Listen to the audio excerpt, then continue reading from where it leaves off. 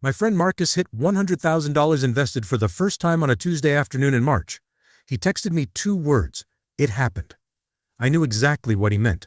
I had been waiting for that text for 2 years because I knew what was coming next. Not just in his account, in his head. Marcus is 31 years old. He works in project management making $67,000 a year. He started investing at 26 with $200 a month and increased it every year. It took him 5 years to get there.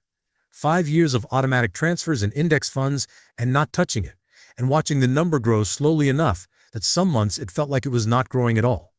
And then one Tuesday in March, the account crossed $100,000 and everything changed. Not because $100,000 is enough to retire on. It is not. Not because Marcus never has to work again. He does. But because the day your invested assets cross $100,000, the math shifts underneath you in a way that changes every financial decision you make from that point forward. And the psychological shift that happens alongside the math shift is something almost nobody prepares you for. My name is Austin. This channel is about real personal finance for normal people. No motivational fluff. No fantasy returns. Just what actually happens when you make the right moves in the right order. Subscribe. Because what I am about to show you is exactly what changes after $100,000, and why getting there faster than you think is possible changes the entire trajectory of your financial life. Let me start with the math, because the math is the foundation of everything else. The reason the first $100,000 is different from every dollar that came before it is compound interest. You have heard of compound interest. You probably think you understand it. Most people think they understand it until they see what it actually does at $100,000 versus what it does at $10,000. Here is the difference. $10,000 invested at a 10% annual return earns $1,000 in a year. $100,000 invested at the same 10% return earns $10,000 in a year. Same percentage.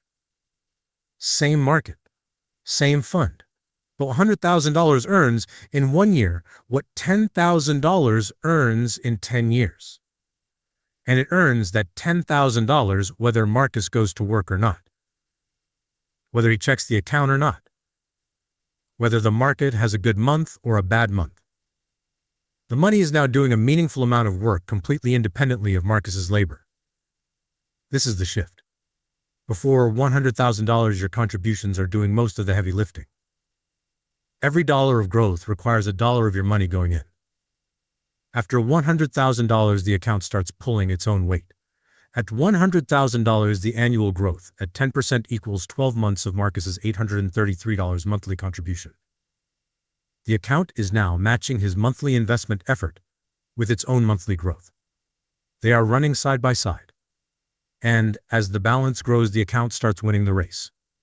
By $200,000, the account grows $20,000 a year, while Marcus contributes $10,000. The account is doing twice the work. By $500,000, the account grows $50,000 a year. Marcus contributes $10,000. The account is doing 5 times the work. The first $100,000 is the threshold where the math shifts from you feeding the account to the account feeding itself. Everything before $100,000 is you building the engine. Everything after is the engine running. Now let me show you what this means in real numbers over time, because this is the part that made Marcus send that 2-word text. Marcus hits $100,000 at age 31. He continues investing $833 a month, which is $10,000 a year. At 10% annual return, his account does not grow linearly from here. It accelerates. By age 35, his account is approximately $178,000. By age 40, it is $310,000. By age 45, it is $530,000. By age 50, it is $890,000. By age 55, it is $1,480,000. The gap between each milestone gets shorter as the balance grows. It took Marcus 5 years to go from $0 to $100,000. It will take him approximately 4 years to go from $100,000 to $200,000. 3.5 years to go from $200,000 to $300,000. Each $100,000 takes less time than the last because the compounding is accelerating. The first $100,000 took 5 years. The last $100,000 before he hits $1 million will take less than 2 years. This is what Charlie Munger meant when he said the first $100,000 is a bitch.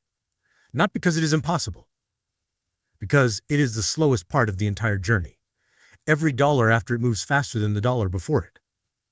Marcus spent 5 years getting to $100,000.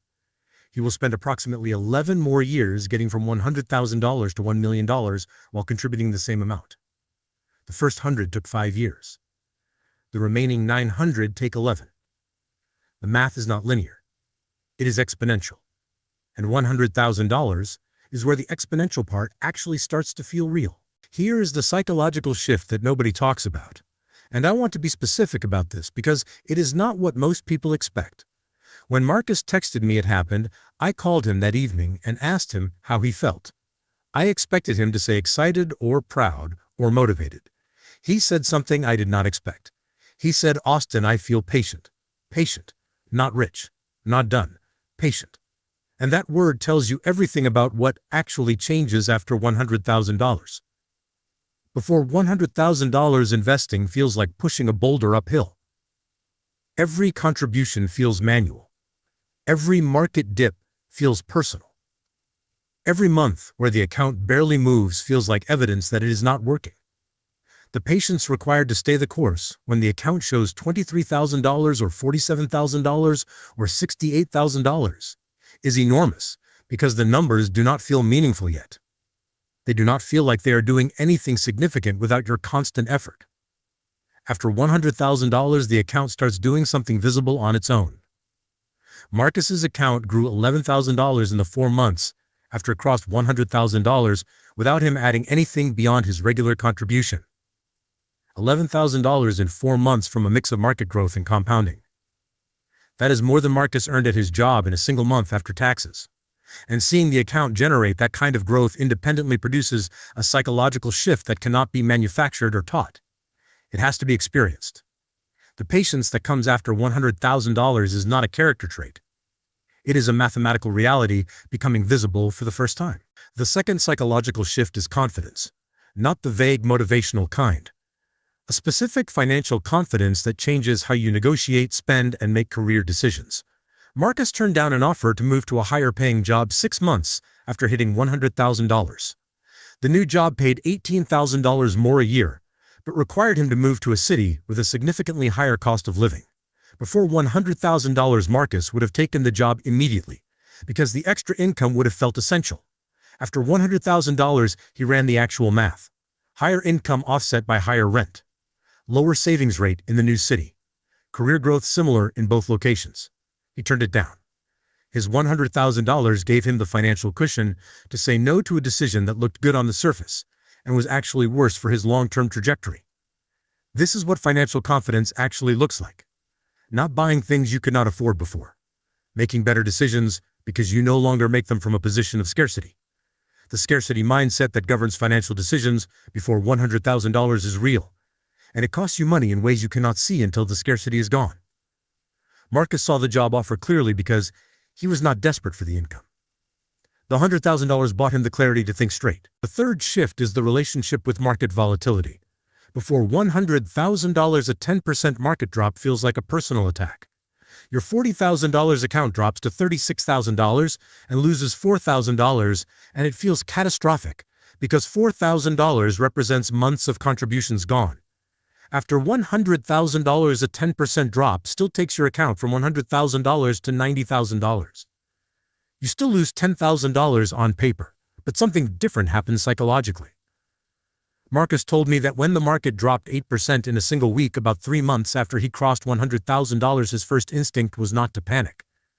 His first instinct was to invest more, because he had seen what the account did when the market recovered. He had watched $100,000 become $111,000 in 4 months through a combination of contributions and growth. The drop felt like a discount, not a disaster. This is the volatility relationship that wealthy investors talk about and that beginners cannot access until they have enough in the account for the math to make it feel real. You cannot think your way into this relationship. You cannot read enough books to manufacture it. You have to have enough skin in the game for a recovery to feel meaningful. $100,000 is roughly the threshold where that happens for most people. I want to talk about how to get there faster, because the single most important variable in the first $100,000 is not return rate. It is savings rate and starting date. The difference between a 7% return and a 10% return over the first $100,000 is real, but it is smaller than most people think. The difference between starting at 22 and starting at 28 is enormous. The difference between investing $500 a month and $800 a month is enormous. Here is the math that actually moves the needle. At $500 a month, starting from zero, with a 10% return, you hit $100,000 in approximately 10 years and 4 months. At $800 a month, same return, you hit $100,000 in approximately 7 years and 6 months. At $1,000 a month, you hit it in approximately 6 years and 4 months. The lever is not the market. The lever is the monthly contribution and the starting date. Marcus hit $100,000 in 5 years because he started at $200 a month at 26 and increased his contribution every year. By the time he was 29, he was investing $600 a month. By 30, he was at $800. The incremental increase strategy got him to $100,000 faster than a flat contribution would have, because his contribution was growing alongside his income rather than staying fixed while his income grew. This is the strategy that gets most people to $100,000 fastest, not a massive lump sum contribution, not a windfall, just starting as early as possible with whatever you can afford and increasing it by a fixed amount every single year without exception. 1. The first $100,000 is where compound interest shifts from working for you occasionally to working for you constantly. At $100,000, your annual growth matches your annual contribution. After that, the account starts outpacing your contributions permanently. 2. The math accelerates after $100,000. The first 100 took Marcus 5 years.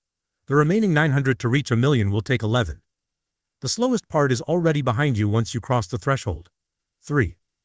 The psychological shift after $100,000 is patience, not excitement. The account is visibly doing its own work for the first time, and that visibility changes your relationship with investing permanently. 4. The confidence that comes after $100,000 changes your career and spending decisions. You stop making decisions from scarcity and start making them from clarity. 5. The fastest path to $100,000 is not a higher return rate. It is an earlier start date and a contribution that increases every year alongside your income. Marcus did not find $100,000 in a windfall. He built it in 5 years by starting small and increasing steadily. The account did the rest. Marcus is 31 now. He has $100,000 invested, and it is growing faster every month than it ever has before. He told me last week that for the first time in his adult life, he feels like time is working for him instead of against him. That feeling is what $100,000 actually buys you. Not freedom from work, not early retirement. Just the quiet certainty that the math is finally on your side. And once the math is on your side, everything changes. Tell me in the comments how far you are from your first $100,000 right now. I read every single one. And if you want to see exactly how Marcus structured his contributions to get there in 5 years, starting from $200 a month, that video is right here. I will see you in the next one.